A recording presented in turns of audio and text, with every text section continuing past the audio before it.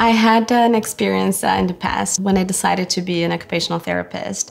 Is when I first volunteered to participate in the Special Olympics in Brazil. And it was a very interesting experience. I saw how those children were thriving and were fighting hard to have their best at performing, and how participation was an important component. I also had experience teaching music for children with disabilities, and I thought this was an amazing way to facilitate ways for children to be engaged in activities that are important for them. So my research program now is aiming at identifying rights-based approaches, so ways that we can respect the rights of children with disabilities and their families. So an ideal world and an ideal community would be those that are inclusive, that have programs and policies in places that allow for these children and their families to choose activities that they want to do, to engage in those activities, and to develop to the best of their abilities.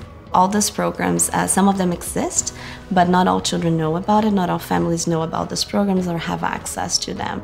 Through the Jouet app, we're trying to list those resources and make this information available for families so that they can take their children when they're interested in, so they can find information, and that could facilitate their participation. So I do work closely with other researchers in knowledge translation, which is a big part of my research program, so trying to integrate stakeholders in the research process and trying to communicate research outputs to them in the most meaningful and relevant ways. Through this research informing policymaking, I had the opportunity to participate in the United Nations Convention on the Rights of Persons with Disabilities, the Canadian Shadow Report. This is helping inform international policy and how Canada is placed to respond to the needs of these children.